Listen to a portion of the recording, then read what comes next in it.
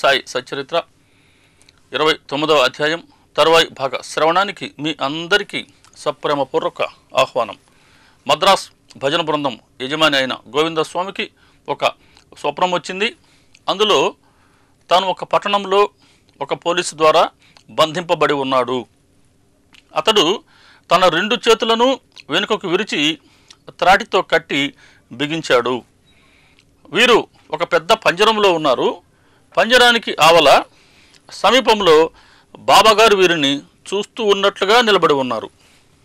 అప్పుడు గోవిందస్వామి అడుగుతున్నారు బాబాగారిని, బాబా, మేము మీ కీర్తిని విని మీ పాదాల వద్దకు వస్తే మీరు ఇక్కడ ప్రత్యక్షంగా ఉండి కూడా మాకు ఈ దుస్థితి ఏమిటి?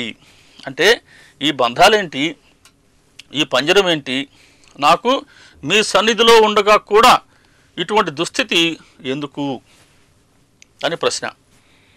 అంటే గమనించండి, బాబాగారి బోధ అనేక రకాలుగా ఉంటుందండి. కొంతమందికి ప్రత్యక్షమైన బోధ, కొందరికి పరోక్ష బోధ, కొందరికి ఆగ్రహంతో బోధ, కొందరికి అనుగ్రహపూర్వకమైన బోధ. ఇప్పుడు ఈ గృహస్థుకు స్వప్నం ద్వారా చేసే బాబాగారి బోధ ఎలా ఉందో శ్రద్ధగా శ్రవణం చేద్దాం. బాబాగారు జవాబిస్తూ ఉన్నారు, చేసుకున్న కర్మను అనుభవించక తప్పదు. కాబట్టి కర్మ అనేది ఒక్కసారి కానీ చేసామా, కాయ వాచ మనస, దీని ఫలాన్ని అనుభవించక తప్పదు. అనుభవించకుండా ఇది తగ్గే ఉపాయం లేనే లేదండి. ఈ మాటే స్పష్టంగా చెప్తూ ఉన్నారు సాయిబాబా. సరే, గృహస్థు అడుగుతూ ఉన్నాడు, బాబా, ఇటువంటి కర్మను అనుభవించడానికి నేను ఈ జన్మలో ఎటువంటి నేరము చేసి ఉండలేదు, ఈ జన్మలో ఎటువంటి నేరము చేయలా అని చెప్తున్నాడు అతను. దానికి బాబాగారి జవాబు, వెనుకటి జన్మలలో చేసి ఉండవచ్చు, అయిపోయింది. కాబట్టి ఎప్పుడైనా సరే మనం వెనుకటి జన్మల్లో కర్మ చేసి ఉన్నా ఆ శరీరంతో అప్పుడు మనం అనుభవించలేకపోయినా ఇప్పుడు అనుభవించి తీరవలసిందే. అంటే ఏం చెప్తూ ఉంది? ఇప్పుడైనా సరే మనం జాగ్రత్తగా కర్మలు ఆచరించకపోతే ఈ శరీరంతో ఆచరించిన కర్మల ఫలితాన్ని ముందు జన్మల్లో అనుభవించక తప్పదు. కాబట్టి ముందు జన్మల్లోనైనా మనం చెడు కర్మలు అనుభవించకుండా ఉండాలి అని అంటే ఇప్పటి నుంచి జాగ్రత్తగా ఉండి తీరవలసిందే. ఇందుకే సద్గురువును ఆశ్రయించవలసి ఉంటుంది. దానికి గృహస్థు అడుగుతూ ఉన్నాడు, బాబా, వెనుకటి జన్మల్లో నేను ఏం తప్పు చేశానో నాకు తెలియదు కదా. ఒకవేళ నేను చేసి ఉన్నా మీ దర్శనంతో మీ ముందు ఆ కర్మఫలం మొత్తం దగ్ధమైపోవాలి కదా, నేను కర్మ నుంచి ముక్తుణ్ణి కావాలి కదా అని అడుగుతూ ఉన్నాడు. అంటే ఏమని? బాబాగారి దర్శనంతో కర్మ నశిస్తుంది, బాబాగారి సన్నిధిలో ఉంటే మన చెడు కర్మలు తొలగిపోతాయి అని తెలియచేస్తూ, నేను మీ సన్నిధిలో ఉన్నాను బాబా, నా కర్మలన్నీ తొలగిపోవాలి కదా, అగ్ని ముందు తృణములాగా అవి దగ్ధమైపోవాలి కదా అని అడిగితే దానికి బాబాగారు చెప్తూ ఉన్నారు, నీకు అంతటి విశ్వాసం ఉన్నదా? చాలా సూటి ప్రశ్న. కాబట్టి బాబాగారి సన్నిధిలో బాబాగారి దర్శనంతో మన కర్మలు దగ్ధమవుతాయి. మన కర్మలు తొలగించేందుకే బాబాగారు అవతరించింది. ఇది మొదటి అధ్యాయంలోనే బాబాగారు స్పష్టంగా తెలిపారు.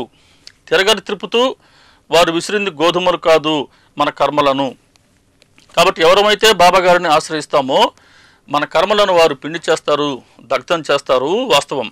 కానీ దానికి మన అర్హత ఏంటి? వారి పట్ల మనకున్నటువంటి విశ్వాసం. కాబట్టి బాబాగారు ప్రశ్నిస్తూ ఉన్నారు, నీకు అంతటి విశ్వాసం ఉన్నదా?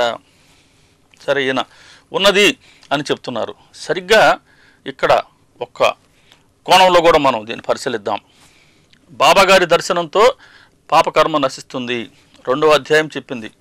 బాబాగారి దర్శనంతో చిత్తవృత్తి మారుతుంది, పాపకర్మలు నశిస్తాయి అని చెప్పింది. అలాగే ఎవరైతే సచ్చరిత్రను అధ్యయనం చేస్తారో, శ్రవణం చేస్తారో వారి పాపకర్మ కూడా నశిస్తుంది అని సచ్చరిత్ర తెలిపింది. అంటే ఏమని? బాబాగారి ప్రత్యక్ష సన్నిధి, వారి ప్రత్యక్ష దర్శనం వేరు కాదు, సచ్చరిత్ర అధ్యయనం, సచ్చరిత్ర శ్రవణం వేరు కాదు, 2 సమానమైన ఫలితాన్ని ఇస్తాయి. కాబట్టి ఇప్పుడు ఈయన నాకంతటి విశ్వాసం ఉన్నది బాబా అని చెప్తున్నాడు. దానికి బాబా చెప్తున్నారు, అయితే కళ్ళు మూసుకో. వెంటనే ఈయన కళ్ళు మూసుకున్నారు గోవిందస్వామి. వెంటనే ఎవరో వెనుక దబేలుమని క్రింద పడ్డట్టు విన్నారు. ఈయన ఉలిక్కిపడి చూశారు. ఆశ్చర్యకరంగా అప్పటి వరకు తన 2 చేతులకు ఉన్న త్రాటి బంధనం తొలగిపోయింది. తనను కట్టివేసిన పోలీసు రక్తసిక్తమై క్రింద పడి ఉన్నాడు. గాబరా పడ్డాడు, ఏమైంది ఇతనికి అని. బాబాగారి వైపు చూశాడు కంగారుగా. బాబాగారు నవ్వుతూ చెప్తున్నాడు, అబ్బాయి, ఇప్పుడు నీవు భలేగా పట్టుబడ్డావు. ఇప్పుడు ఇక్కడ పై అధికారి వస్తాడు, దీన్నంతా చూస్తారు, ఈ నేరాన్ని నీవే చేశావు అని నిన్ను మరలా బందీగా పట్టుకుంటాడు అన్నాడు. ఆ మాటకి గృహస్థు చెప్తున్నాడు, బాబా, మీరు చెప్పిన మాట నిజమే, ఎలాగైనా సరే నన్ను కాపాడండి. ఇప్పుడు మీరు తప్ప నన్ను రక్షించేవారు ఇంక ఎవ్వరూ లేరని నాకు అనిపిస్తూ ఉంది. ఒక అద్భుతమైన మాట. సరిగ్గా ఈ మార్పు కోసమే బాబాగారు ఎదురు చూస్తూ ఉన్నారు. బాబాగారిని ఇటువంటి భావనతోనే ఆశ్రయించవలసి ఉంటుంది. ఇదే అనన్యం అంటే, ఇదే నిష్ఠ అంటే. ఇప్పుడు మీరు తప్ప నన్ను రక్షించేవారు ఇంకెవ్వరూ లేరు బాబా అని చెప్తున్నాడు గృహస్థు. సరిగ్గా ఇదే భావాన్ని మనం కాకడ హారతి పాటలో పాడుకుంటాం. తుజవాచు నీ ఆశ్రయ నాహి భూతలి. కాబట్టి ఈ భూతలంలో నేను ఆశ్రయించడానికి మీరు తప్ప ఇంకా ఎవరూ లేరు బాబా అని మనం ఎంతో ప్రీతిగా పాడుకుంటాం కదా. ఆ భావాన్ని ఇక్కడ ఈ గృహస్థు తెలియచేస్తూ ఉన్నాడండి. ఇప్పుడు బాబాగారు అయితే మరలా కళ్ళు మూసుకో అన్నాడు. ఇప్పుడు మళ్ళీ కళ్ళు మూసుకున్నాడు ఈ గృహస్థు. తిరిగి కళ్ళు తెరిచి చూసేసరికి ఆ పంజరం కూడా లేదండి. పంజరం బయట ఉన్నారు, ఈయన బాబాగారి సన్నిధిలో ఉన్నారు. వెంటనే బాబాగారి పాదాలకు నమస్కరిస్తూ ఉన్నాడు. ఇక్కడ దాకా జరిగిన దాన్ని ఒక్కసారి జాగ్రత్తగా పరిశీలిద్దాం. జీవుడు అనే ఈ యజమాని శరీర భావన అనే పంజరంలో బంధింపబడి ఉన్నాడు. దేని ద్వారా? అజ్ఞానం అనే త్రాటి ద్వారా. బంధించింది ఎవరు? మాయ అనే పోలీసు. ఇప్పుడు ఈ బంధనం నుంచి, అంటే అజ్ఞానం నుంచి బయటపడాలి అన్నా, ఈ శరీర భావన అనే పంజరం నుంచి వెలుపలికి వెళ్ళాలి అన్నా ఎవరిని ఆశ్రయించాలి? అదిగో ఎదురుగా సద్గురువు ఉన్నారు. కాబట్టి సద్గురువు శరణు వేడితే, సద్గురువుని దీనంగా వేడుకుంటే, మొదట ఏం చేశారు బాబా? నీకంతటి విశ్వాసం ఉందా అన్నారు. ఈయన ఉంది అన్నాడు. కాబట్టి మొట్టమొదటి సద్గురువు కోరుతున్న అర్హత మన శ్రద్ధని, మన విశ్వాసాన్ని. విశ్వాసం ఉంచాడు ఈయన. వెంటనే ఏమైపోయింది? అజ్ఞానం అనే త్రాడు తొలగిపోయింది. అప్పటి వరకు తనను బంధించిన మాయా అనే పోలీసు నశింపబడ్డాడు. కాబట్టి అజ్ఞానాన్ని తొలగించుకోవాలి అన్నా, మాయను అధిగమించాలి అన్నా సద్గురువుని మనం శరణు వేడితే మాత్రమే అది సాధ్యమవుతుంది. అలాగే రెండవసారి చెప్తున్నాడు, బాబా, మీరు తప్ప నన్ను రక్షించేవారు ఎవరూ కనపడటం లేదు.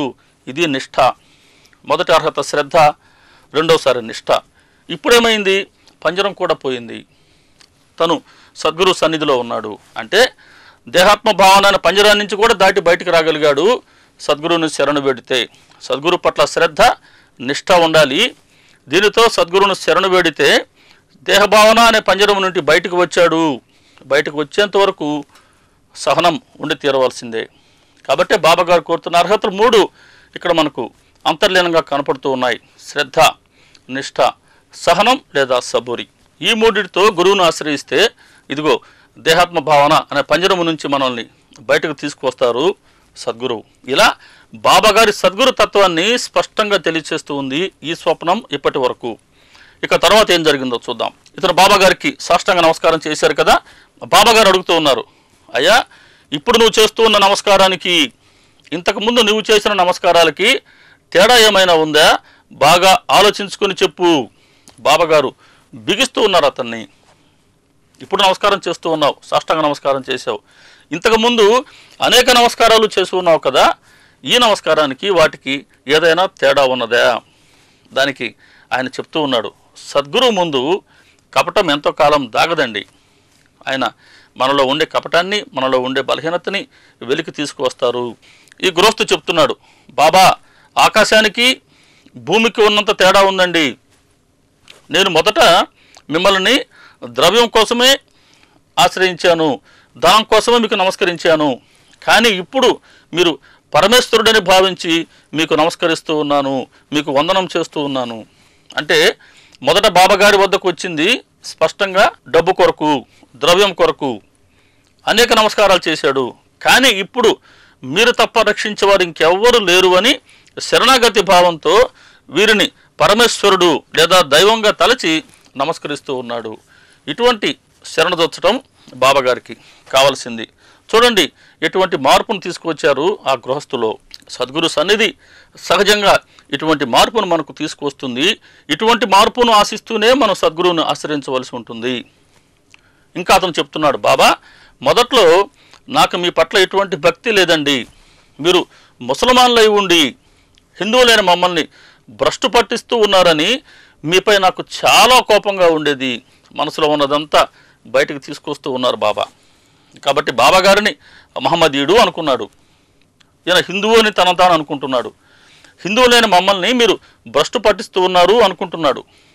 అనుకొని కూడా షిరిడీకి ఎందుకు వచ్చినట్టు, ద్వారకామాయికి ఎందుకు వచ్చినట్టు, బాబాగారి ముందు భజనలు ఎందుకు చేసినట్టు? బాబాగారు ఇచ్చే కానుకల కోసం, డబ్బు కోసం. ఇది కపటము అంటే, ఇది వర్ణశంకర కపటము అని అంటే. దీనినే వద్దు అని చెప్పింది సచ్చరిత్ర 12వ అధ్యాయంలో. వర్ణశంకర కపటము వద్దు, వర్ణాభిమానాన్ని చాటుకోవడము వద్దు, వర్ణాశ్రమ ధర్మాలను పాటిస్తున్నాము అన్న అహంభావము వద్దు అని 12వ అధ్యాయమే స్పష్టంగా హెచ్చరించింది సచ్చరిత్రలో. ఇతనిలో ఉన్న ఈ వర్ణశంకర కపటాన్ని బాబాగారు వెలికి తీసుకొస్తూ ఉన్నారు. వెంటనే బాబా అంటారు, అదేంటది, మహమ్మదీయ దేవుళ్లపై నీకు భక్తి లేదా? అతను చెప్తున్నాడు, నాకు లేదు బాబా అంటున్నాడు. దీనికి బాబా చెప్తూ ఉన్నారు, మరి మీ ఇంట్లో పంజా ఉంది కదా, మొహరం నాడు దానిని పూజిస్తున్నావా లేదా బాగా ఆలోచించుకో. మీ ఇంట్లో కాట్ బీబీ ఉన్నది, మహమ్మదీయ దేవత అయిన ఆమెని వివాహాది శుభ సందర్భాలలో పూజిస్తూ ఉన్నావా లేదా, ఆమెను తృప్తిపరుస్తూ ఉన్నావా లేదా బాగా ఆలోచించు. అంటే ఇంకా వేరే గత్యంతరం లేదు, అన్నీ బాబాగారు స్పష్టంగా చెప్తూ ఉన్నారు. నిజమే బాబా అని ఒప్పుకున్నాడు. అంటే చూడండి, ఇంట్లో పంజా ఉంది, మొహరం నాడు పంజాని పూజిస్తాడు. అలాగే ఇంట్లో కాట్ బీబీ ఉంది, ఈ కాట్ బీబీ మహమ్మదీయ దేవత, ఆమెను పూజిస్తారు. ఇన్ని ఉండి కూడా నేను హిందువుని అంటున్నాడు, మహమ్మదీయ దేవుళ్ళపై తనకు నమ్మకం లేదు అంటున్నాడు. ఇటువంటి వర్ణశంకర కపటమే బాబాగారిని ఏమార్చలేవు. కాబట్టి ఇటువంటి వేషాలు, ఇటువంటి కపటము బాబాగారిని ఏమార్చలేవు. దురదృష్టం ఏంటంటే వారి బోధలు మనల్ని ఏమీ మార్చలేవు. ఇది మాయ అంటే.